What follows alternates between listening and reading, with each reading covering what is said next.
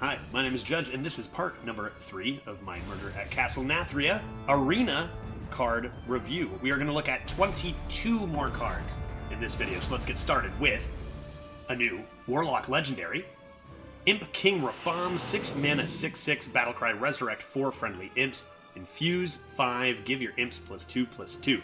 Very simply, this is going to be good if you have a lot of imps. And if you don't, it's going to be bad. Pretty clear. I don't think this card needs that many imps to be good. You just add a single 1/1 to this and resurrect it. It's a 6 mana 7/7, which is not amazing, but it's fine. It's playable. If you get cards like Fiendish Circle, which will help with the infuse in the first place, and if, say, bigger mid-range imps are in the meta, maybe a jumbo imp is in the meta, you can do some crazy stuff in the late game. This is going to have a really high ceiling where you can do some crazy stuff.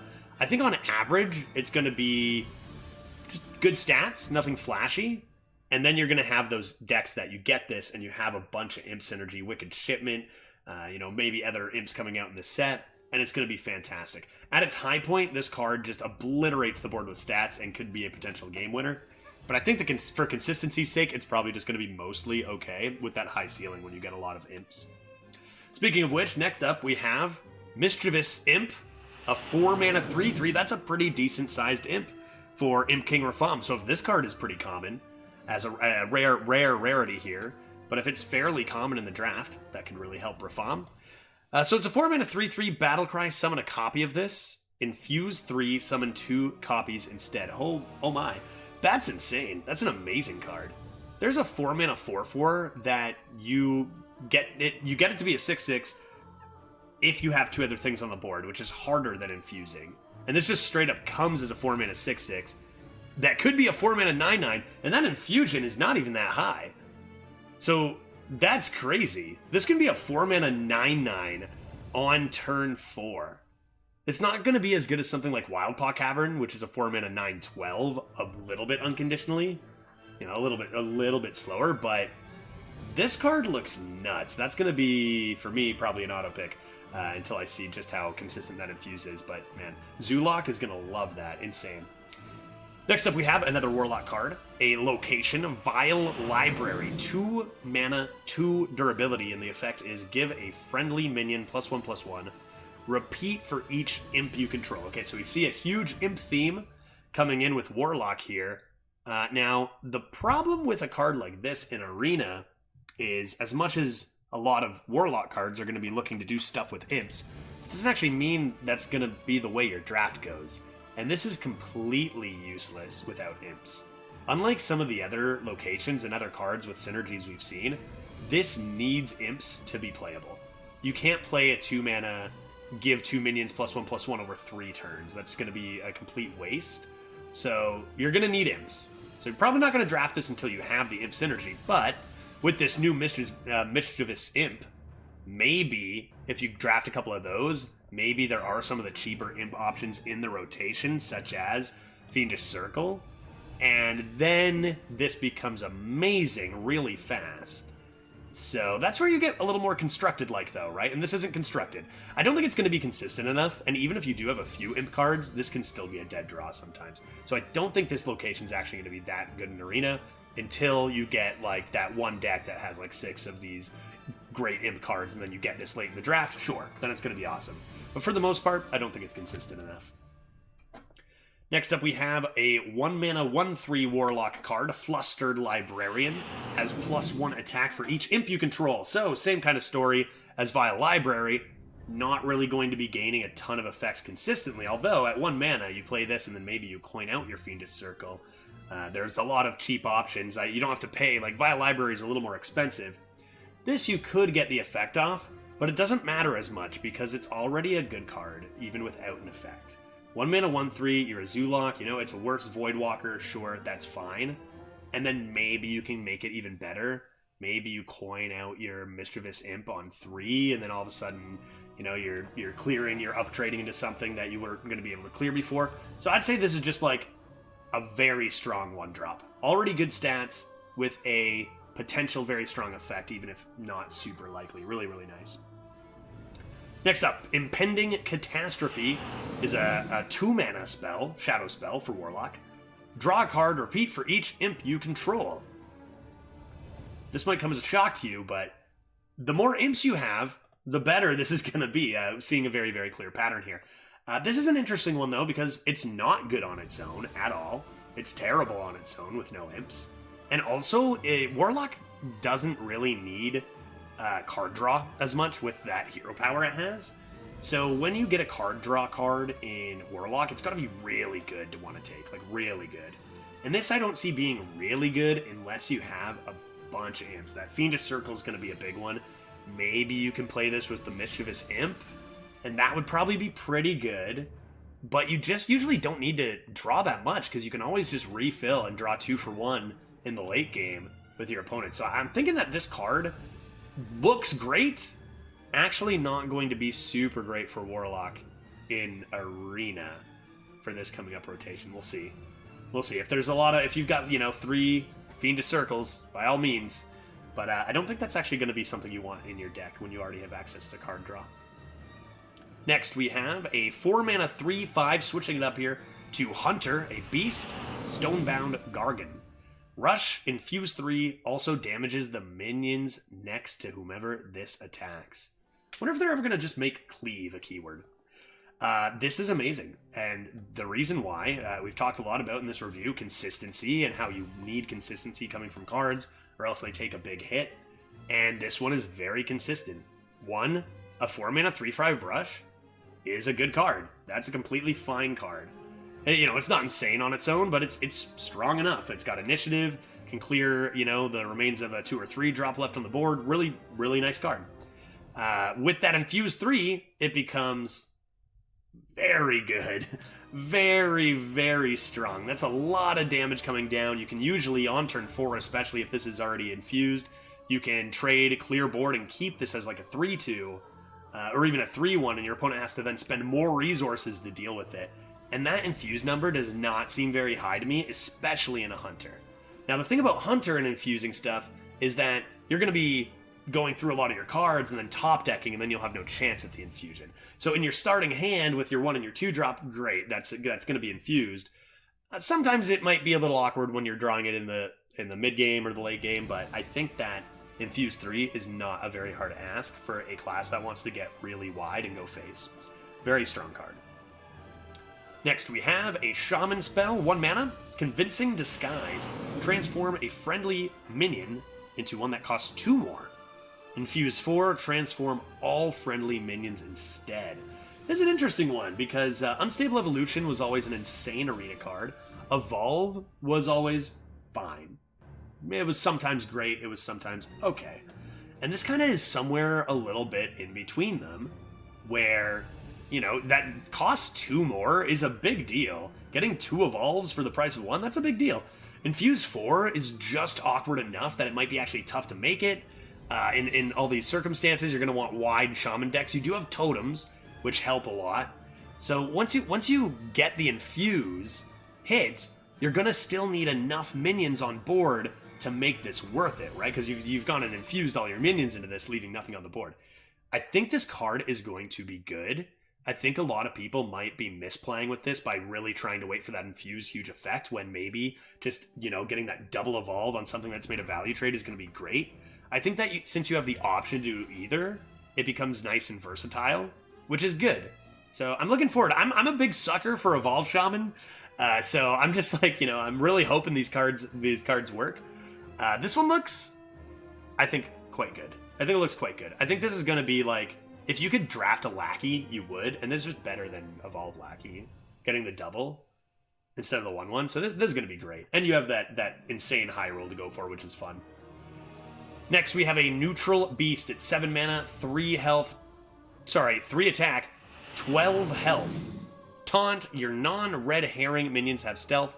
This, of course, being a red herring. This is a very interesting card. A little bit of a unique effect we haven't seen before, giving other minions on your side of the board stealth and remaining unstealthed yourself. A little bit interesting.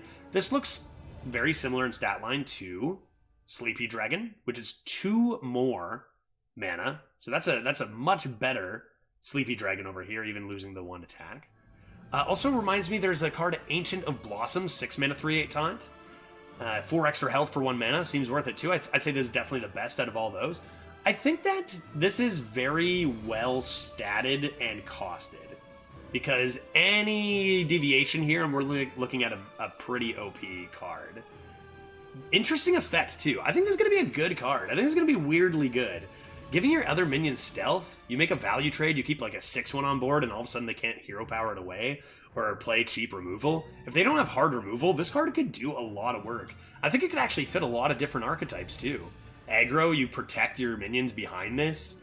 Control, enough said, it's a giant taunt with a ton of health. I think that this card is going to be vastly better than Sleepy Dragon and Ancient of Blossoms, which were not really good. I don't think it's going to be like the best card to pick up. You're not going to be like, yes, a red herring, but I think it's going to surprise some people. I think this card is going to be quite good.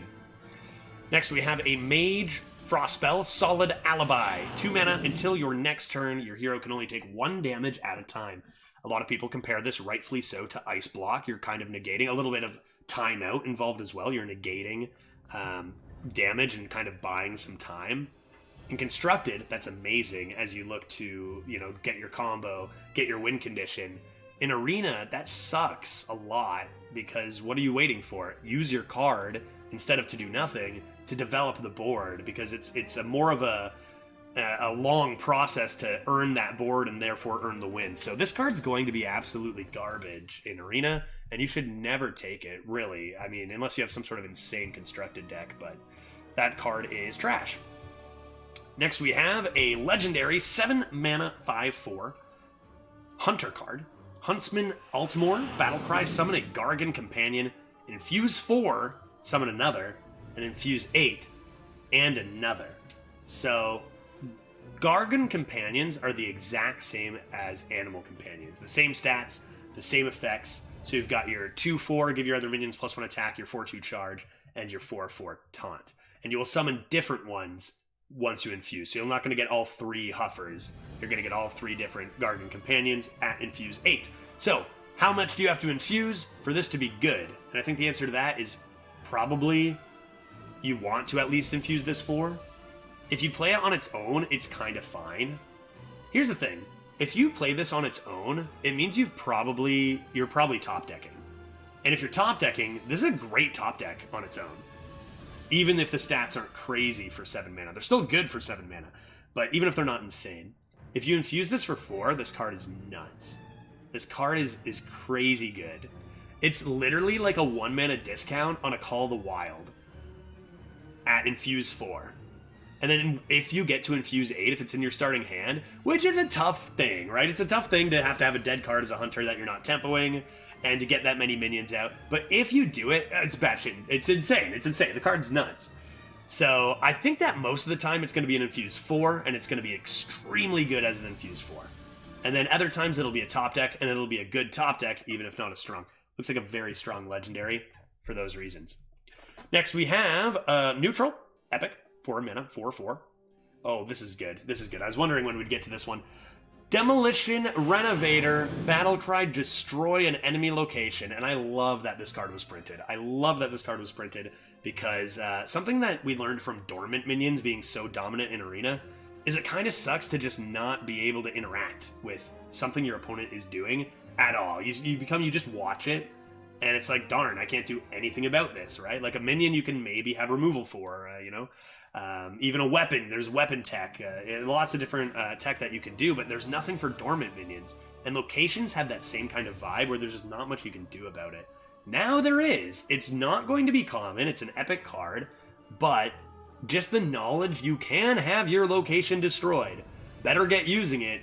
I think this is going to be a tech piece I'm going to be picking up all the time because a lot of these locations are very, very strong and seem to be like they're going to be quite common.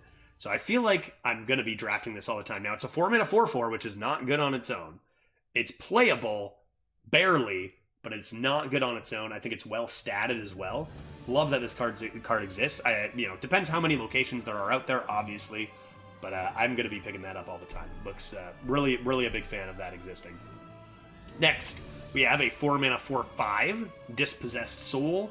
Battlecry, if you control a location, Discover a copy of a card in your deck. Okay, more location based neutrals here. Very interesting. This one is completely acceptable. That 1 extra health, breaching the realm of acceptability on play. It is now a Yeti. And the effect is great. If you have a location, discover a copy of a card in your deck. Super. It's already playable on its own, so fine. And then maybe you get a really, really strong effect. Awesome card. I'm gonna see probably a good amount of that. 4 mana, anything that's like premium statted, 3 mana 3/4, 4 mana 4/5, and it's got an upside to it, tends to be really strong in Arena. Next, we have a legendary in Priest, Pelagos. After you cast a spell on a friendly minion, set its attack and health to the higher of the two. It's a 3 mana 1/6, which of course means that a simple spell on Pelagos, and all of a sudden you've got a 6/6 on the go. So imagine a power word shield right on this, right off the bat. If that's ever in, that's absolutely insane. It doesn't say another friendly minion. It says a friendly minion, which means you can target this. That effect is very interesting. It's going to be tough because spells sometimes are a little bit difficult to find in Arena. But all you need is like 1 or 2 hits, even just 1 on the Pelagos, and that is a nasty amount of stats. You hit your own Pelagos. In Arena, you're going to be looking to play this and hit it with some sort of health buff. Easy. And that's going to be awesome. On its own, a 3 mana 1/6 is weirdly not the worst stat line. It's not great, but it's not the worst thing just to have a high health thing that pings some stuff away. And it's got a threat to it too. That people are going to want to clear. So I think this card is going to be, again, not the craziest legendary we've seen, but it's going to, depending on how many spells there are in Priest, it's going to be pretty good.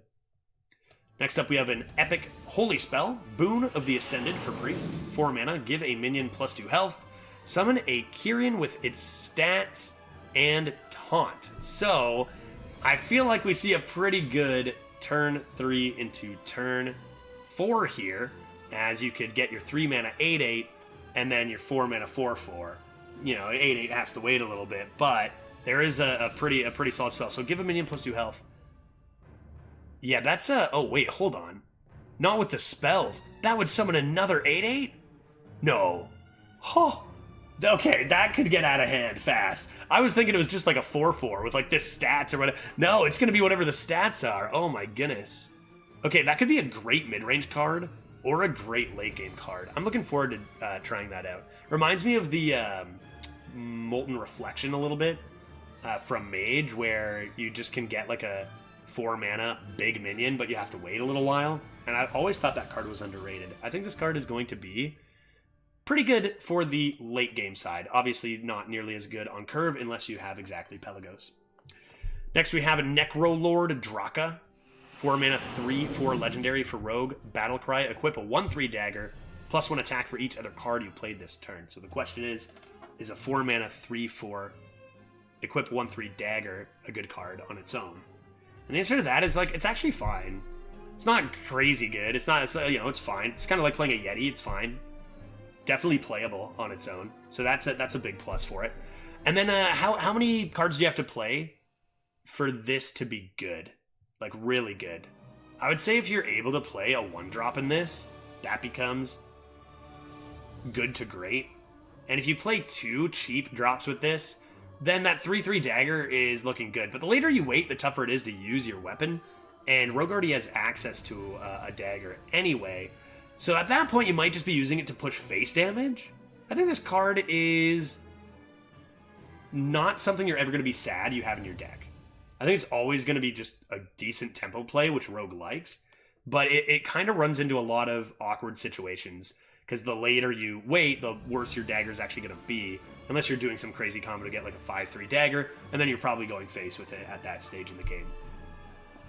Next, another legendary, this time from Shaman. It is a 4 mana 5/4. The Stone Right Battlecry. For the rest of the game, your totems have +2 attack, and this might be the card I'm like just most looking forward to. I love this. Totem Shaman. This card's insane. This card is absolutely insane. 4 mana 5/4. Okay, it's fine stat line. It's not crazy good at only 4 health, but it's completely acceptable for Arena. And the effect to just make your hero power an absolute just threat each and every turn is so good. You just add so much value to your hand. Add other, you know, maybe there's more totems coming in, more totem synergies, and you could get some pretty sick stuff going in Arena. Who knows? Maybe Totemic Reflection's coming back, and this adds to that as well. I think this card is absolutely insane. So strong. Making your hero power 2/2s. You get a 3/1 every once in a while, but those 2/2s with strong effects seems nuts to me. I love that card. Next up, we have a 7-mana 2/2. Not great stats for the cost. Should have a good effect. SinFueled Golem. Infuse 3. Gain stats equal to the attack of the minions that infuse this. Quite simply, if the minions are big, this will be decent. If not, this will be garbage. So here's the problem. If you have this, you need to curve out in Arena. You can't just say, oh, I'm going to skip my turn 2 or my turn 3 to try to get my SinFueled Golem bigger, because you're going to lose by the time you play it. It doesn't have taunt, so they can just ignore it and kill you. And if you are going to curve out with this in your hand, your 7-drop's going to kind of suck. So I don't see this working. I don't think it's going to be good. Your average minion's going to be a 2/3, you know, to a 2 to a 3 drop. And then you're getting maybe a 7-mana 9/9, which honestly isn't as good as it used to be. So in the perfect situation, it's going to be a big threat, but it's still going to be slow. Don't think this is going to quite cut it for 7 mana here. Maybe, I'm not even sure. What are you going to do with this in Constructed? Just make it as big as possible? Still slow. So I don't really see this working out. Next up, 1-mana Paladin Spell, Epic Promotion. Give a silver hand, recruit, +3/+3. This card is insane. This card's great. This card's an auto pick, in my opinion. 1-mana Blessing of Kings, nearly, is one way to look at it. Another really reasonable way to look at this is it's a 3-mana 4/4. It's an on-curve 3-mana 4/4. You're taking that all day. You know, trades into your opponent's 3/4s. That's fantastic. It can be something else if you want later, but it's always a 3-mana 4/4, which is great. Yeah, enough said. We've got the last 4 cards here are all related. We've got 3. I'm going to actually just skip the Demon Hunter Legendary and come back to it for last year as I go over the 3 relics we talked about earlier in this review. The Relic of Phantasms is summon 2 1/1 spirits, improve your future relics. When this gets improved, you get 2/2s, then 3/3s, etc. Relic of Dimensions, draw 2 cards and reduce their cost by 1. Improve your future relics. When this gets improved, the reduction gets more and more, so you'll reduce by 2, reduce by 3, etc. And Relic of Extinction, deal 1 damage to a random enemy minion twice, improve your future relics, and then it would be 2 damage, 3 damage, etc. So, all 3 of these share a theme of they are not good on their own. They're not good on their own, and they require upgrades. They require improvements to be good. And in Arena, if you're sacrificing that tempo, especially as a Demon Hunter, to try to do future improvements, unless you have the right synergies with it, unless you have the location, unless you have this legendary we're about to take a look at, it's just not going to work. And I compared it to Jade Golems. It's kind of like Jade Golems, where it's not going to be good in Arena. Unless you all of a sudden, you know, have a giant 8/8, you know, on the board on turn 5 somehow. You're going to need very particular cards. You're going to need a lot of relic cards. You're going to need consistency in your relics to make these draftable. Maybe you are trying to meme around a little bit and risk it with the location, and then you get some cool stuff, but this is mostly a constructed thing. I do not see these relics really being consistent enough to go for an Arena. That being said, coming into our last card of the video here, Artificer Zemox. 8-mana 8/8, Battlecry, discover and cast a relic. Infuse 5, cast all 3 instead. Now, on its own, discover and cast a relic, not good. Not good. Maybe an 8/8 with a little bit of card drop, sure. At your top end, I guess that's okay. When you infuse 5, which is pretty common to do in Demon Hunter, then this becomes actually quite good, because you cast 3, and I believe you do it in order, where one will improve the next will improve the next. Now, of course, where this really shines is when you infuse it and you've already played 3 or 4 relics before, and then the relics you're getting from this minion are actually insane. So that's going to be what you're looking out for.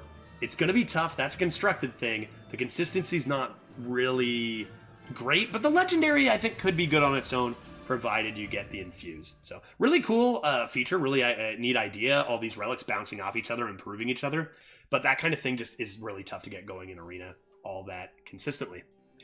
All right, that'll do it for the cards in this video. Stay tuned for part number 4. Feel free to let me know in the comments below what you agree with, what you disagree with. Don't forget to hit that thumbs up button and subscribe button, and we'll see you in the next video. My name is Judge. Whose name is Judge? My name is. Whose name is Judge? My name is That's a silly name. Judge. Okay, that's enough.